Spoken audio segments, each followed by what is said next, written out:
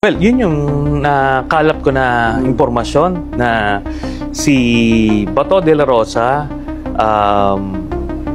siguro within the next few months, may issue siya na warrant. Then, hopefully sabay or probably just a little later, si Bongo. When Bongo starts scheduling press conferences, hindi to titigil si Trillanes. Sabi ko nga, taon-taon niyang gagawin yan. Pumupunta sa fishbowlan, at may palugawan pa, that simply means takot na siya sa mga susunod na aksyon ni dating Senador Antonio Trillanes. And as we always say on this page, Trillanes has truly earned the moniker the Great DDS Inquisitor. Na para bang natural na kay Bongo ang pagiging lugaw boy. Paano ba naman, dati lang daw siyang tagabili ng maruya ni Arturo Las Cañas, co-founder ng DDS ni Digongyo. Yan si Bongo ay tagabili ko lang yan ng maruya. Ng maruya? Maruya. May piniritong saging. Maalalang sinabi ni Trillanes, not as a warning but as a matter of fact statement, na susunod na si Bongo next year para bumisita at maging caregiver ng kanyang among si Digongyo sa The Hague. Si Bato yung susunod na arestuin and ano na yan, it's a waiting game. Tapos si Bongo mga next year yan. Pero mauna daw muna si Bato de la Rosa na todo training at exercise pa ngayon, na para bang nagpe-prepare for a catch me if you can na eksena, o baka naman gusto lang siguraduhin na fit siya sa bago niyang role bilang tagaluto daw ni Digongyo sa The Hague, na para bang one big happy family na talaga sila. Si Pionatic Sara Duterte na lang ang kulang, di po ba? Pero alam mo, kung sakali matuloy yan, magkakasama-sama sila doon. May common area eh. Talaga. May pwede sila magkwentuhan eh. Pwede sila magkwentuhan. I think built for 30 individuals yata yung detention center eh. So, 6 lang yung occupied eh. Pagka so pwede nga sila magluto. Palagi ko paglulutuin nila si Bato yan eh. Kasi naman sa medyo matabang yung Land yung pagkain sa... Anyway, bago pa matrigger ang ating mga DDS followers, flashback muna tayo para lang ipaalala kung gaano kaseryoso si Trillanes.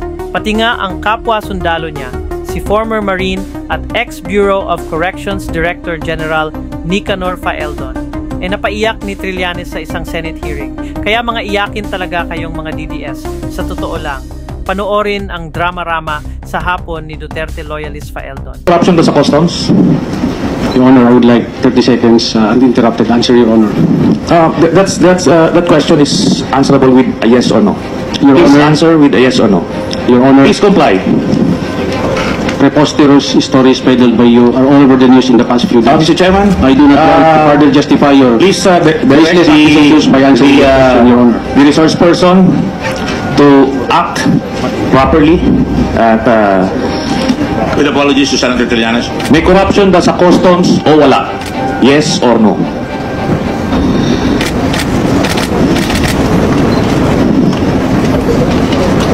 May sinasabi sila. Kasabihan, silence means yes. You refuse to answer.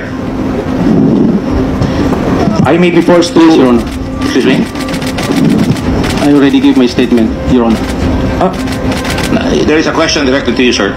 Please answer the question. If you refuse to answer the question, say so. I refuse to answer the question of the Honorable Senator Trillanes, Your Honor. Mr. Chair, speaking of baseless allegations, during the campaign, ikaw yung nagbibida-bida ng kung ano-anong allegations, accusations eh. Di ba? Now, I am asking you, as a member of this committee, as a senator of this republic, these are not accusations. Tinatanong kita, meron bang corruption sa customs o wala? Or I will be moved to cite you for contempt, Mr. Chairman. Meron bang corruption sa customs o wala? The accusations against innocent people have been done, Your Honor. Then there are provisions in the law. It is also my responsibility not to allow this to happen to these innocent people that are working so hard under the Bureau of Customs. I understand. So, I also appeal to you, the honorable senators, and the Senate that I respect so much that I will no longer answer questions propounded by the honorable Senator Trillanes, Your Honor. I will call for a recess out of honoring my promise to my wife. And I will be patient, and I will talk to you personally. A recess.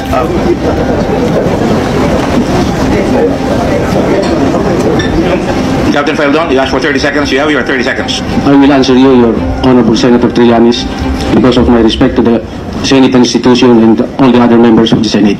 But I would like to remind you that your Chairman, the resource person has no right to remind a member of the committee. I do not allow you to continue to come up with these stories that are basically accusing innocent people, Your Honor. Is there corruption in the customs? Yes, Your Honor. All right, very well. Pinayagan na magkaroon ng mga party sa baba.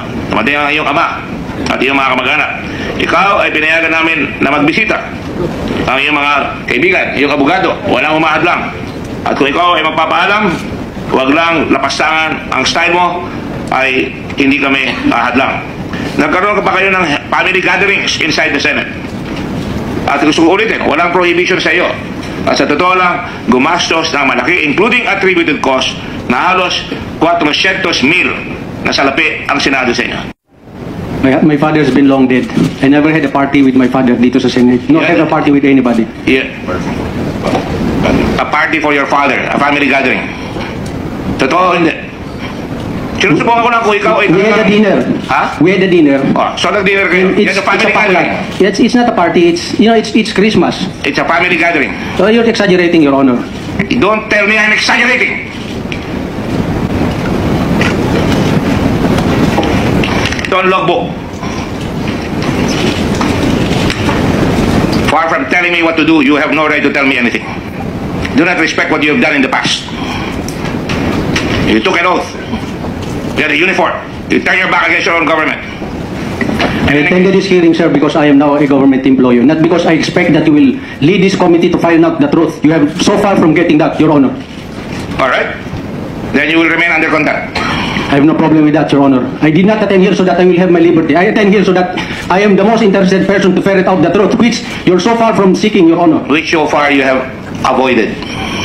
Do not tell me you're here. You have avoided. I have not avoided. Your last hearing was October 4, Your Honor. You want to debate with me? I'm just telling you. In September 11. Is it not true that you avoided it? In September 11, when we had a meeting, I told you, in our meeting, dyan sa baba, September 11, that I will continue to answer all your questions in affidavit form. Until today, after 5 months, not a single question pinadala mo sa akin. And who are you? If you're interested about the truth, you have asked me those questions, I will always answer them in affidavit. And you've been telling the public that I do not want to participate.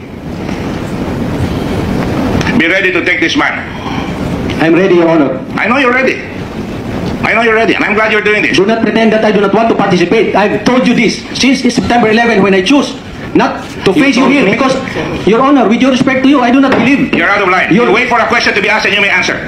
But you're already monologuing and lecturing. This is what the reason why I do not want to attend here because you're not interested about the truth. Do not cry. You're about to I'm cry. not crying. Yes, you are about to cry. You cried the last time you were here. I went here. You want this Senate to be respected, but you've been monologuing even your colleagues. You will be restrained from speaking without being recognized. Pag hindi ka recognized, do not answer. Otherwise, we will put you into submission.